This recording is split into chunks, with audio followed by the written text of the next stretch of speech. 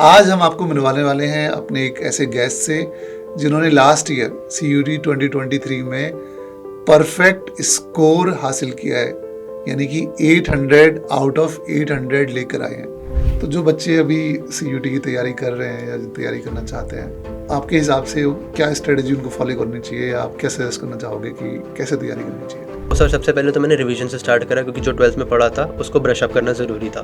तो उसको पहले ब्रश अप करा, पूरा 1.5-2 महीने उसमें दिए। फिर उसके बाद जो भी नए कंसेप्ट्स थे वो उठाने के लिए मैं यूट्यूब पर गया, और रिकमेंडेशन में मुझे CUET 24/7 का चैनल भी मिला। जब तैयारी कर रहे थे तो कितने घंटे पढ़ते थे करीब करीब? सर अराउंड 6 आवर्स की तो रहती थी मेरी पढ़ाई। हालांकि मेरी फ़िलॉसफी कुछ अलग रहती थी। मेरी फ़िलॉसफी ये थी कि मैं गोल सेट करता था और हर दिन गोल सेट करता था कि आज मुझे ये चीज़ें कंप्लीट करनी है। CUET सर जैसे कि एक MCQ एग्ज़ाम है, तो बहुत बच्चे ये गलती करते हैं कि वो लॉन्ग क्वेश्चन सॉल्व करने बैठ जाते हैं, full fledged questions. I think उनकी नॉलेज होनी ज़रूरी है फुल फ्लेजेड क्वेश्चंस की, but more part is about कि आपको बुक का टेक्स्ट कितना याद है, कितना क्लियर है आपको। सर साथ ही साथ पढ़ाई के साथ 9 साल तक मैंने प्रोफेशनल क्रिकेट भी खेला है, एंड उसमें भी मैंने काफ़ी हद तक अच्छा परफॉर्म करा है, क्योंकि मैंने under 16 Uttar Pradesh cricket association का कैम्प करा हुआ है, अंडर 19 हैदराबाद क्रिकेट एसोसिएशन का कैम्प करा है, एंड जूनियर IPL में मैंने मुंबई की टीम को भी रिप्रेजेंट करा हुआ है एट नेशनल लेवल।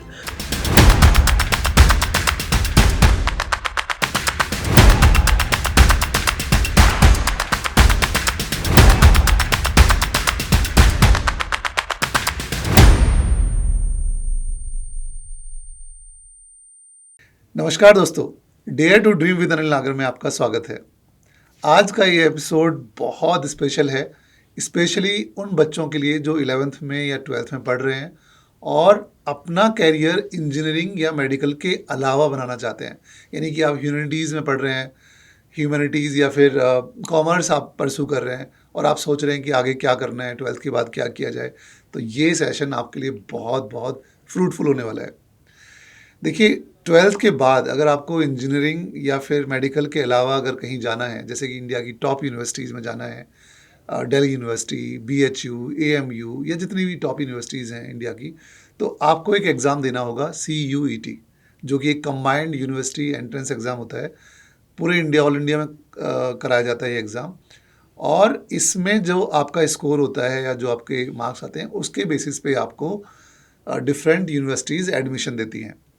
तो अब क्वेश्चन आता है कि इन एग्ज़ाम में या CUET के एग्ज़ाम में कैसे एक्सेल किया जाए, कैसे रादर टॉप किया जाए। तो आज हम आपको मिलवाने वाले हैं अपने एक ऐसे गेस्ट से जिन्होंने लास्ट ईयर CUET 2023 में परफेक्ट स्कोर हासिल किया है, यानी कि 800 आउट ऑफ 800 लेकर आए हैं। जी हाँ, हमारे आज के गेस्ट हैं अप्रतिम तिवारी, और लास्ट ईयर CUET में उन्होंने 800 आउट ऑफ 800 स्कोर किया है और अभी SRCC में BCom ऑनर्स कर रहे हैं। अप्रतिम, आपका इस शो में बहुत बहुत स्वागत है। Thank you very much sir. अप्रतिम, सबसे पहले तो यार ये बताओ, ये परफेक्ट स्कोर कैसे आता है 800 आउट ऑफ 800? मतलब मैं सोच भी नहीं सकता। इनफैक्ट मैं जब स्कूल में था, जब कोई भी एग्ज़ाम देते थे तो टीचर से बोलते थे कि यार परफेक्ट तो हम खुद ही नहीं देंगे बच्चे को, क्योंकि परफेक्ट देना इज़ लाइक कि भाई भगवान है basically. Anyways, how are you feeling? Congratulations, and how are you feeling after this score? And thank you very much sir. I feel very great, and I feel really grateful to God, क्योंकि मुझे ऐसा लगता है कि preparation हर कोई करता है, but कहीं ना कहीं आपको जो सपोर्ट मिलता है आपकी फैमिली की वजह से, आपको जो पुश मिलता है उनकी वजह से, वो एक बहुत ज़्यादा मैटर करता है। क्योंकि जब आप बच्चा पढ़ रहा होता है तब बच्चे के साथ साथ पूरी फैमिली भी पढ़ रही होती है, राइट, क्योंकि राइट। पूरी फैमिली का उसमें रोल होता है। अपने तुम्हारा थोड़े जर्नी के बारे में जानना चाहेंगे। आपकी जर्नी कैसी रही? आप कहाँ से आते हैं? फैमिली में कौन कौन है? सर मैं बेसिकली लखनऊ से आता हूँ, एंड मेरी फैमिली में मेरे मॉम, डैड, मेरे बड़े भाई एंड मेरी सिस्टर इन लॉ, एंड मैं, हम 5 लोग हैं। एंड मैं बेसिकली पला बड़ा लखनऊ में ही हूँ, एंड क्लास 10 तक मैंने लखनऊ से ही पढ़ाई करी है। आपके पेरेंट्स क्या करते हैं? मेरी मम्मी रिटायर्ड फिजिक्स लेक्चरर हैं। She has taught physics to 11th and 12th for 32 years, and मेरे पापा एक होम्योपैथिक डॉक्टर हैं। Very nice. तो आप स्कूलिंग का बता रहे थे, आप स्कूलिंग लखनऊ से ही की है? हाँ जी, 10th तक मैंने स्कूलिंग लखनऊ से ही करी है, एंड 11th-12th की स्कूलिंग फिर मैंने बाहर से करी थी। ओके। और जब आप स्कूल में थे, जब स्कूल की पढ़ाई कर रहे थे, तो भी आप ऐसे ब्रिलियंट स्टूडेंट होते थे, टॉपर्स में होते थे? सर शुरू से बात करूँ तो बचपने के टाइम पे पढ़ाई से भागता था, बट मम्मी पापा ने मार मार के पढ़ाया है एंड आदत डलाई है पढ़ाई की, क्योंकि वो चाहते थे कि मैं पढ़ूँ और मन लगा करके पढूँ, क्योंकि इससे कहीं ना कहीं होलिस्टिक डेवलपमेंट भी होता है। तो शुरू में तो उतना अच्छा नहीं था, बट देन उसके बाद आदत लगने लगी और फिर खुद ही मज़ा आने लगा पढ़ाई करने में। तो अपने आप ही फिर स्कोर्स अपने जैसे जैसे क्लासेस में आगे बढ़ता गया तो स्कोर्स अपने आप अच्छे होने लगे, और 10th तक आते आते भी स्कोर अच्छा हुआ, फिर 12th में और अच्छा हुआ, एंड देन CUT में 10th में कितने परसेंट मार्क्स आए थे? 94%। 94%। CBSE board? ICSE board. ICSE board, okay. और जब आप स्कूलिंग कर रहे थे तो स्पोर्ट्स वगैरह में भी और भी आपके कुछ इंटरेस्ट होते थे? सर साथ ही साथ पढ़ाई के साथ 9 साल तक मैंने प्रोफेशनल क्रिकेट भी खेला है, वाह। एंड उसमें भी मैंने काफ़ी हद तक अच्छा परफॉर्म करा है, क्योंकि मैंने under 16 Uttar Pradesh cricket association का कैम्प करा हुआ है, वाह। अंडर 19 हैदराबाद क्रिकेट एसोसिएशन का कैम्प करा है, एंड जूनियर IPL में मैंने मुंबई की टीम को भी रिप्रेजेंट करा हुआ है at a national level. And उसके साथ साथ सर मैंने स्टेट कैंप्स, IPL प्लेयर्स सबके साथ में प्रैक्टिस करी हुई है, मैचेस खेले हुए हैं, तो वो भी एक काफ़ी अच्छा एक्सपीरियंस रहा था, क्योंकि उनके साथ खेलने के बाद भी बहुत कुछ सीखने को मिलता है आपको, not just about the game but also about the life. तो जनरली स्पीकिंग मैंने देखा है कुछ बच्चे स्पोर्ट्स में अच्छे होते हैं, कुछ एकेडमिकली अच्छे होते हैं। आप मुझे कह रहे हो कि आपने स्पोर्ट्स में भी इतने बड़े लेवल पे जाके खेला है cricket, right? Which required lot of time, effort, energy, in A way it's अपने आप में वो बड़ी चीज़ है एक, राइट? और इधर आप बोल रहे हो कि स्कूल में भी आपके 94% मार्क्स आए 10th में, तो दोनों चीज़ें आप कैसे मैनेज किया आपने? सर क्रिकेट का अगर बात करें सबसे पहले तो मुझे ऐसा लगता है कि वो मेरा पैशन था, एंड जो काम को हम इंजॉय करते हैं वहाँ पर कोई स्ट्रगल नहीं होता।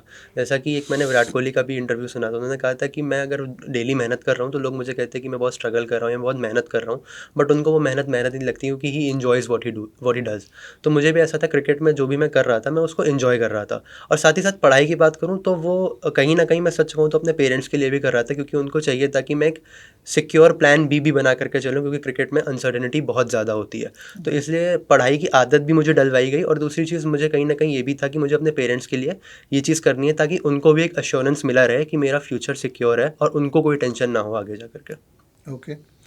और ये कॉमर्स वाला फील्ड आपने क्यों चूज़ किया? ये कहाँ पे आपके दिमाग में आया कॉमर्स लेना है? Sir first of all science में थोड़ा सा मैथमेटिक्स एंड केमिस्ट्री से प्रॉब्लम हुआ करती थी, और दूसरी चीज़ सर क्योंकि क्रिकेट खेल रहा था तो ज़्यादा टाइम डिवोट कर नहीं पाता था कि मैं JEE नीट जैसे आगे जा करके कॉम्पिटिटिव एग्जाम्स दे पाऊँ। तो इसके लिए मेरा इंटरेस्ट भी था, मुझे बिजनेस स्टडीज़ और अकाउंटेंसी जैसे सब्जेक्ट्स पढ़ने में मज़ा भी आता था, और साथ ही साथ फैमिली का भी सपोर्ट, जैसा मैंने बताया पापा बहुत ही ओपन माइंडेड थे, कि उनको था कि अगर आप खुश हो उस चीज़ में और आप कुछ गलत नहीं कर रहे हो तो ज़रूर आपको वो काम करना चाहिए। तो इसलिए उन्होंने मुझे कॉमर्स लेने को अलाउ करा। ओके। और सीयूटी कब सोचा आपने कि मुझे सीयूटी का एग्ज़ाम निकालना है? Sir after my final under 19 cricketing year, जहाँ पर मेरे साथ कुछ अंडर द टेबल करप्शन वाली चीज़ें हुई थी, जिसकी वजह से मैं टीम में सेलेक्ट होके भी नहीं सेलेक्ट हो पाया था। उसके बाद जब मेरा एकदम हार्ट ब्रेक हुआ था, उसके बाद जब मैं वापस आया था अपने शहर लखनऊ, और तब मैं सोच रहा था कि अब यहाँ से क्या करा जाए, तब मेरे बड़े भाई केम इनटू द पिक्चर। उन्होंने कहा कि एक अच्छा कॉलेज सिक्योर कर लेते हैं दिल्ली यूनिवर्सिटी का, एंड उसके बाद अगर क्रिकेट खेलना होगा तो आगे खेल लेंगे, बट अभी फ्यूचर सिक्योर करना ज़्यादा ज़रूरी है।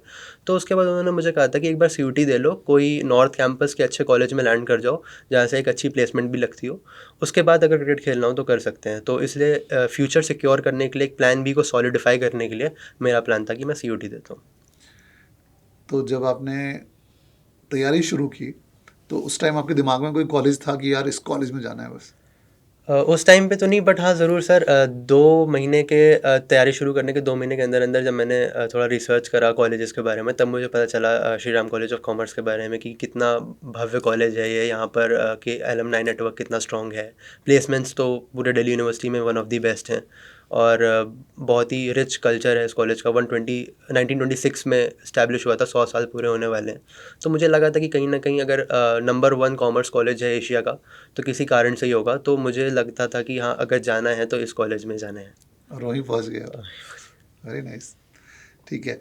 तो जब तैयारी शुरू की आपने, how you went about your preparation? Means जिस दिन थॉट आया कि यार सीयूटी करना है, क्लियरिटी आ गई, लेकिन अब सीयूटी ऐसा है कि लोगों को पता नहीं है, समझ में नहीं आता कि यार कहाँ जाएं, कहाँ से करें, कैसे करें, तो आपने कैसे उसको टैकल किया? सर सबसे पहले तो 12th क्योंकि कर रखा था एंड सिलेबस को रिलेट कर रहा था थोड़ा बहुत, तो मैंने कहा जो चीज़ें मुझे आती हैं उसको पहले रिवाइज़ कर लेते हैं, फिर नई चीज़ों के लिए हम यूट्यूब पर जाएंगे। तो सर सबसे पहले तो मैंने रिवीजन से स्टार्ट करा, क्योंकि जो 12th में पढ़ा था उसको ब्रश अप करना ज़रूरी था। तो उसको पहले ब्रश अप करा, पूरा 1 डेढ़ 2 महीने उसमें दिए। फिर उसके बाद जो भी नए कंसेप्ट थे वो उठाने के लिए मैं यूट्यूब पर गया, और रिकमेंडेशन में मुझे CUT 24/7 का चैनल भी मिला, एंड उसके थ्रू फिर मैंने ऑनलाइन ही पढ़ाई करी थी CUT के लिए। एंड वहाँ से उसके बाद सर कंसिस्टेंटली रोज़ एक गोल सेट था कि इतने घंटे पढ़ाई करनी है या ये टॉपिक्स कवर करने हैं। इतना करने के बाद आई थिंक मेरे को खुद को भी सेटिस्फेक्शन होता था कि मैं अपने गोल की तरफ काम कर रहा हूँ। एंड मुझे ऐसा लगता था कि मुझे ज़्यादातर फोकस अपना प्रोसेस पे रखना है, ना कि एंड रिजल्ट पे कि मेरा सिलेक्शन होता है या नहीं होता है, क्योंकि वो कर्म और ऊपर वाले के हाथ में होता है। रादर देन अगर हम प्रोसेस पे फोकस करें तो ज़्यादा बेटर रहता है। ओके। जब तैयारी कर रहे थे तो कितने घंटे पढ़ते थे करीब करीब? सर अराउंड 6 आवर्स की तो रहती थी मेरी पढ़ाई। हालांकि मेरी फ़िलॉसफ़ी कुछ अलग रहती थी। मेरी फ़िलॉसफ़ी ये थी कि मैं गोल सेट करता था, और हर दिन गोल सेट करता था कि आज मुझे ये चीज़ें कंप्लीट करनी है। अब उसमें रफली मेरे को 5 से 6 घंटे लगते थे, क्योंकि मैं जनरली टाइमर लगा करके या टाइम गिन के पढ़ने में बिलीव नहीं करता। मैं इस चीज़ में बिलीव करता हूँ कि अगर हम जो गोल सेट कर रहे हैं दिन के, और हम उनको पूरा कर रहे हैं, क्योंकि बहुत बच्चे क्या करते हैं, डिस्ट्रैक्ट हो जाते हैं एंड वो टाइम चलते रहता है, बट फिर भी वो सोचते हैं कि हमने आज काफ़ी पढ़ाई करी क्योंकि हमने इतने घंटे पढ़ाई करी। बट मैटर वो करता है कि आप कितने घंटे की क्वालिटी पढ़ाई कर रहे हैं और आप कितना रिटेन कर पा रहे हैं, वो ज़्यादा मैटर करता है। इस वजह से सर मैं इस चीज़ में बिलीव करता था कि अगर मैं कोई गोल सेट कर रहा हूँ आज के लिए कि मुझे इतने चैप्टर करने हैं और उसके इतने क्वेश्चंस करने ही करने हैं, तो उतने क्वेश्चंस करने के बाद ही मेरा दिन ख़त्म होता था, और उतना करने में मुझे तकरीबन रोज़ के 6 से 7 घंटे लग जाते थे। ओके। सबसे डिफिकल्ट कौन सा सब्जेक्ट लगता था आपको तैयारी के टाइम? सर हर कॉमर्स स्टूडेंट शायद यहाँ पर एग्री भी करेगा मेरे साथ, accountancy is one of the most difficult subjects for any commerce student. तो कैसे टैकल किया आपने? अकाउंटेंसी सर प्रैक्टिकल सब्जेक्ट है, एंड लाइक मैथमेटिक्स अकाउंटेंसी में भी बहुत ज़्यादा प्रैक्टिस की आवश्यकता रहती है, क्योंकि आप बच्चे क्या करते हैं, थ्योरी पढ़ ली, कंसेप्ट समझ लिया, एक क्वेश्चन कर लिया, 2 क्वेश्चन कर लिया, दैट इज़ नॉट इनफ, क्योंकि क्वेश्चंस में क्या होता है, कई बार को वैराइटीज़ आती हैं। एंड CUT जैसे एग्जाम में क्या होता है कि अगर आपको कंसेप्चुअल क्लैरिटी है, उसके बाद भी आपको प्रैक्टिस करने की अकाउंटेंसी जैसे सब्जेक्ट में ज़्यादा ज़रूरत रहती है, क्योंकि क्वेश्चंस कई बार को छोटी छोटी जगहों पर ट्विस्ट हो जाते हैं।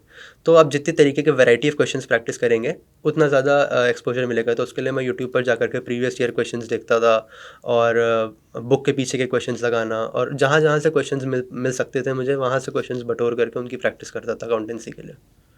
तो प्रैक्टिस पे फोकस किया आपने खूब सारे Exactly. क्वेश्चंस? खूब सारे क्वेश्चंस की प्रैक्टिस करी। ओके। और सबसे इजी क्या रहा आपका subject? I would say business studies, क्योंकि वो मेरा इंटरेस्ट भी था, और जहाँ इंटरेस्ट होता है वो चीज़ फिर मज़ा आने लगता है। तो बिजनेस स्टडीज़ काफ़ी इजी था, क्योंकि मैनेजमेंट इज़ समथिंग जो कि मुझे काफ़ी एक्साइटिंग भी लगता है। तो बिजनेस स्टडीज़ वाज समथिंग जो कि मेरे लिए काफ़ी इजी था। ओके। एंड अड्डा प्लेटफॉर्म पे आपने क्या कोर्सेज लिए, या फिर even in terms of teachers, किसकी टीचर से आप पढ़े? कोर्सेज़ की बात करें सर, तो इंग्लिश और जनरल टेस्ट का मेनली मेरा कोर्स था, और बाकी डोमेन के लिए मैंने मॉक टेस्ट सीरीज़ ली थी। ओके। एंड टीचर्स में रुबैका मैम से मैंने इंग्लिश पढ़ी थी। एंड बाकी जनरल टेस्ट के लिए लाइक करंट अफेयर्स में मैं थोड़ा वीक हूँ, तो उसके लिए वैशाली मैम से मैंने हेल्प ली थी। एंड अकाउंटेंसी जैसा मैंने बताया, अमन सर ने काफ़ी, और बेस्ट पार्ट अड्डा भी यही थी कि काफ़ी सारे क्वेश्चंस की प्रैक्टिस करवाई जाती थी। काफ़ी सारी प्लेलिस्ट थी जहाँ पर हमें प्रीवियस ईयर क्वेश्चंस मिलते थे, जबकि CUT काफ़ी एक नया, रिलेटिवली नया एग्ज़ाम था। बाकी जगहों पर जहाँ पर बच्चों को काफ़ी ज़्यादा, मतलब ऑफलाइन ट्यूशन्स की भी अगर मैं बात करूँ, तो बच्चों को उतना ज़्यादा क्वेश्चंस प्रोवाइड कर ही नहीं पा रहे थे लोग। बट यहाँ पर हर जगह से क्वेश्चंस एक्सट्रैक्ट करे गए प्रीवियस ईयर के, और अलग अलग तरीके के क्वेश्चंस बनाए गए। तो इन सब टीचर्स और इन सब कोर्सेज़ के थ्रू और प्लेलिस्ट के थ्रू काफ़ी हेल्प हुई मेरे को प्रिपरेशन करने में। ओके। तो जो बच्चे अभी CUT की तैयारी कर रहे हैं या जो तैयारी करना चाहते हैं, आपके हिसाब से क्या स्ट्रेटजी उनको फॉलो करनी चाहिए, या आप क्या सजेस्ट करना चाहोगे कि कैसे तैयारी करनी चाहिए? CUT सर जैसे कि एक MCQ एग्ज़ाम है, तो बहुत बच्चे ये गलती करते हैं कि वो लॉन्ग क्वेश्चन सॉल्व करने बैठ जाते हैं, full fledged questions. I think उनकी नॉलेज होनी ज़रूरी है फुल फ्लेजेड क्वेश्चंस की, but more part is about कि आपको बुक का टेक्स्ट कितना याद है, कितना क्लियर है आपको। क्योंकि अगर थ्योरेटिकल सब्जेक्ट्स की मैं अपने डोमेन में बात करूँ, जैसे कि इकोनॉमिक्स हो गया या बिजनेस स्टडीज़, तो वहाँ पर डायरेक्ट NCERT जैसे बुक से क्वेश्चन आते हैं। तो आपको ये पता होना चाहिए कि बुक में कहाँ पर क्या लिखा है और उसका क्या मीनिंग है, कंसेप्चुअल क्लैरिटी होनी चाहिए। क्योंकि मेनली मुझे ऐसा लगता है कि CUT is a concept based exam, जितना आपका कंसेप्ट स्ट्रांग होगा आप उतना अच्छा कर सकते हैं, रादर देन अगर हम ज़्यादातर चीज़ें रट करके चले जाएंगे तो एंड में एग्ज़ाम के प्रेशर में हर इंसान, एक नेचुरल ह्यूमन टेंडेंसी है कि वो भूल जाता है। बट जिनका जिनका कंसेप्ट क्लियर रहा है CUT में, उन्होंने हमेशा अच्छा ही करा है। तो ज़्यादातर फोकस कंसेप्चुअल क्लैरिटी और प्रैक्टिकल सब्जेक्ट की बात करें तो प्रैक्टिस, जैसा मैंने बोला, उस पर अगर फोकस करेंगे। और ज़्यादातर बच्चे ये भी सोचते हैं कि कॉलेज नहीं हुआ तो क्या हुआ, बहुत ज़्यादा ओवर थिंक कर लेते हैं, जो कि मैंने भी काफ़ी बच्चों को गाइड करा है इस आने वाले इस साल में 2024 में। तो बहुत बच्चे रिजल्ट ओरिएंटेड हो जाते हैं और प्रोसेस को भूल जाते हैं। तो बस कंसेप्ट पे फोकस करके और खूब सारे क्वेश्चंस की प्रैक्टिस करनी है, प्रीवियस ईयर भी और नए नए questions, variety of questions, CUT हो जाएगा। कई बार बच्चे तैयारी कर रहे होते हैं और बीच में कोई टेस्ट दिया, टेस्ट में कम स्कोर आ गया तो डिमोटिवेट हो जाते हैं, या फिर कई बार बच्चों को लगता है कि यार मेरे तो 10th में भी अच्छे मार्क्स नहीं आए, 12th में भी नहीं आए, मैं CUT कैसे करूँगा, मेरे लिए तो बड़ा डिफिकल्ट है। इसके लिए सर सबसे पहले मुझे लगता है आपको एग्जाम्पल्स चेकआउट करने चाहिए, क्योंकि SRCC में जहाँ मैं पढ़ रहा हूँ वहाँ पर ऐसे बच्चे भी हैं जिनके 12th में 75%, 76%, 80% ऐसे मार्क्स भी आए हैं, जो कि बहुत 90 टचिंग नहीं है। तो ऐसा नहीं है कि अगर आपके 12th में मार्क्स नहीं आए या 10th में मार्क्स नहीं आए तो आप कर नहीं सकते हैं। अगर दूसरों ने करा हुआ है तो आप भी कर सकते हैं। एंड दूसरी चीज़, अगर हम बात करें मॉक टेस्ट सीरीज़ की, कि एक चीज़ सबसे पहले होती है कि सर मॉक टेस्ट अगर कोई भी इंस्टीट्यूशन बनाता है तो यही सोच करके बनाता है कि एक लेवल ऊपर की तैयारी कराई जाती है किसी भी बच्चे को, ताकि जब वो एग्ज़ाम में बैठे तो नीचे के क्वेश्चंस की तैयारी तो उसकी हो ही रखी हो। तो मॉक टेस्ट में सर अगर मैं अपनी खुद की बात भी करूँ तो मेरा भी बहुत अच्छा स्कोर एट टाइम्स नहीं आया करता था। बट मुझे यही लगता था कि ठीक है, इस पे हमें मतलब दुख मनाने से अच्छा ये रहेगा कि हम देखें कि हम कहाँ गलतियाँ कर रहे हैं, उस चीज़ को नोट डाउन करें, उसकी वापस से जा करके प्रैक्टिस करें। क्योंकि गलतियाँ अगर हम प्रैक्टिस में करेंगे तो ज़्यादा अच्छा है, रादर देन अगर हम फाइनल एग्ज़ाम में करेंगे। तो यही मेरा सर माइंडसेट था कि मुझे ये देखना है कि मैं कहाँ गलतियाँ कर रहा हूँ, उसको नोट डाउन करा, उस सब्जेक्ट की बुक उठाई, उसको कॉन्सेप्ट को फिर से पढ़ा, फिर से उस क्वेश्चंस को प्रैक्टिस करा एंड देन फिर से मॉक टेस्ट दिया। अगर वो गलतियाँ रिपीट हो रही हैं तो फिर तो वो दिक्कत की बात है, अगर गलतियाँ रिपीट नहीं हो रही हैं तो वो दिक्कत की बात नहीं है, क्योंकि गलतियाँ तो हर इंसान करता है, गलतियों से सीखना हमारा काम है। हम्म। और एक चीज़ और बताइए, जब CUT का हम फॉर्म भरते हैं तो हमें चूज़ करना होता है कि हम कौन कौन से एग्ज़ाम उसमें देना चाहते हैं, तो वहाँ पर आपकी अप्रोच क्या थी, आपने कौन से एग्ज़ाम चूज़ किया, जनरली आप क्या सजेस्ट करेंगे बच्चों को? सर जनरली मैंने जो चार चार मेन मेरे सब्जेक्ट्स थे वो English, accountancy, business studies and economics थे। एंड साथ में सर मैंने जनरल टेस्ट भी दिया था, क्योंकि ज़्यादातर DU के बाहर की यूनिवर्सिटीज़, अगर हम कॉमर्स कोर्सेज़ की बात करें तो they are accepting general test as a compulsory. तो जनरल टेस्ट और जनरल टेस्ट देने में कोई बुराई भी नहीं है, क्योंकि एक ऐसा एग्ज़ाम है कि अगर हम UPSC की भी बात करें या फिर कैट की बात करें तो रीजनिंग है, क्वांटिटेटिव एप्टीट्यूड है, जनरल नॉलेज है, ये सब चीज़ें पूछी जाती हैं। तो अगर आप इस चीज़ की अभी से थोड़ी सी हैबिचुअल होने लगते हैं आप, तो कोई बुराई नहीं है इस चीज़ को देने में, अगर आप दिन के 1 घंटे भी रोज़ जनरल टेस्ट की तैयारी के लिए निकाल पा रहे हैं, जो कि बहुत ज़्यादा नहीं है। अगर हम 1 घंटा अपने लेजर एक्टिविटी में कुछ दिनों के लिए, कुछ महीनों के लिए टाइम कट आउट करके GT के लिए निकाल करके दे दें तो ठीक है। अगर स्कोर ख़राब भी आया तो उससे कोई फ़र्क नहीं पड़ता, क्योंकि आपको सीखने को ही मिलता है at the end of the day. तो मैंने यही 5 एग्ज़ाम्स दिए थे। एक और क्वेरी आती है मेरे पास बहुत सारे बच्चों की कि कोई यूपी बोर्ड का बच्चा है या राजस्थान बोर्ड का बच्चा है, तो बोलते हैं कि नहीं, CUT में तो CBSE वालों का ही सिलेक्शन होता है। तो वो थोड़े डिस्करेज हो जाते हैं कि यार ये एग्ज़ाम दें ना दें, कंफ्यूज रहते हैं। आपका क्या व्यू है कि डिफरेंट डिफरेंट बोर्ड्स के बच्चे, कितने बच्चों का सिलेक्शन होता है, कि क्या क्या उनके लिए भी इक्वल अपॉर्चुनिटी है? डेफिनेटली सर, क्योंकि मैं खुद भी 10th ICSE बोर्ड से करा हुआ है मैंने, एंड 11th 12th भी CBSE बोर्ड से करा हुआ है। एंड ज़्यादा स्कूल गया नहीं मैं 11th 12th में भी। तो मुझे ऐसा लगता है कि सिलेक्शन सबका हो सकता है, क्योंकि CBSE बोर्ड वालों को थोड़ा एज ज़रूर मिलता हो, बट इसका ये मतलब नहीं है कि हम ICSE वालों को कह सकते हैं कि आपका, या UP बोर्ड वालों को कहें कि आपका एग्ज़ाम में सिलेक्शन नहीं हो सकता, क्योंकि जितना भी एग्ज़ाम में क्वेश्चन आते हैं वो सब NCERT बुक से आते हैं। बुक्स एकदम प्रिस्क्राइब्ड हैं कि इन बुक्स को पढ़ लोगे आप तो मोर और लेस आप एग्ज़ाम अटेम्प्ट कर सकते हैं। तो जब हमें बुक्स पता है, हमें सिलेबस हमें प्रॉपरली रिटन फॉर्मेट में NTA देता है, तो आई थिंक ये कहना कि हम किसी और UP बोर्ड से हैं या ऐसा कुछ, क्योंकि प्रिपरेशन के लिए भी हमें प्रॉपर टाइम मिलता है। तो अगर हम देखें तो UP बोर्ड वाले भी उन प्रिस्क्राइब्ड बुक्स को पढ़ करके या फिर उस प्रिस्क्राइब्ड सिलेबस को देख करके एग्ज़ाम आराम से दे सकते हैं। ऐसा कुछ भी नहीं है कि सिर्फ CBSE वालों का सिलेक्शन होता है। ओके, ओके, ठीक है। अब ये बताइए कि अब तो आप SRCC में हैं, so how is life now? Sir life की बात करें तो it is absolutely amazing and it's an honour to be there, क्योंकि इतना बड़ा कॉलेज, इतना प्रेस्टिजियस इंस्टीट्यूशन है एंड वहाँ पर जाना एक मेरा ड्रीम कॉलेज टाइप का था एसआरसीसी। तो वहाँ पर जाना एक बहुत ही ऑनर की बात है। एंड वहाँ पर पहुँचने के बाद भी एक बहुत अच्छी चीज़ जो मुझे सीखने को मिली कि life never stops and learning never stops, learning is a continuous process. तो वहाँ पर पहुँचने के बाद भी मुझे पता चला कि अगर अच्छा कॉलेज मिल भी गया है, मैं परफेक्ट स्कोर लेकर के भी आ गया हूँ, तब भी जिसके 790 आए हैं या जिसके 770 आए हैं वो भी मेरे साथ ही पढ़ रहे हैं। एंड अब यहाँ से वो मैटर नहीं करता कि जो हम पीछे कर करके आए हैं, अब वो मैटर करता है कि अब हम क्या करते हैं। तो मेहनत अभी भी करनी है एंड स्किल्स पे काम करना है, अपस्किल करना है खुद को, दूसरे दूसरे कोर्सेज भी करने हैं, कॉलेज की पढ़ाई भी है, बाकी सोसाइटी के काम भी होते हैं। तो हर चीज़ में आपको कैसे मल्टीटास्किंग बनना है and at the same time कैसे टाइम मैनेज करना, प्रोडक्टिविटी कैसे एनहांस करनी है, तो ये सब चीज़ें सीखने को बहुत मिलती हैं। ये तो पढ़ाई कितनी करनी होती है। सब लोग कहते हैं कि यार ये एग्जाम क्लियर कर लो फिर लाइफ सेट है, लेकिन ये वहाँ जाके पता लगता है कि नहीं, ये जैसे आपने भी बोला ये एक स्पॉइलर अलर्ट है। लाइफ सेट नहीं होती है, क्योंकि सर पढ़ाई अभी तो कितनी पढ़ाई करनी पड़ती है? अभी भी सर उतनी ही पढ़ाई कर रहा हूँ जितनी मैं 11th-12th में करता था, क्योंकि सिलेबस की बात करें तो उतना ही है और सेमेस्टर का टाइम कम है। अभी तो मैं 1 साल मिलता था 11th-12th में, अब सेमेस्टर 6 महीने का होता है 6 महीने रफली, में? तो ओके ज़्यादा पढ़ाई करनी पड़ती है। ओके, आगे क्या प्लान्स हैं प्रीतम, आगे क्या सोच रहे हो? सर करेंटली तो अभी मैं डिस्कवरी कर रहा हूँ, but at the back of my mind मेरे पास एक MBA करने का प्लान है, कैट दे करके IIM से MBA करने का प्लान है। Very good. एंड आफ्टर ये probably startup? Probably. Probably startup, okay, nice. बहुत अच्छा लगा प्रीतम आपसे बात करके एंड वेरी इंस्पायरिंग। आपने and I am really still amazed कि स्पोर्ट्स के साथ साथ आपने एकेडमिक को कैसे बैलेंस किया, बिकॉज घर में तो यही बोला जाता है कि ये सब स्पोर्ट छोड़ के पढ़ाई फोकस करो, एक ही चीज़ चूज कर लो, but you did well in both of them, so that's really nice. So congratulations once again and Thank you thank you very so much. Much for coming in. Thank Thanks you, so much. Thank you.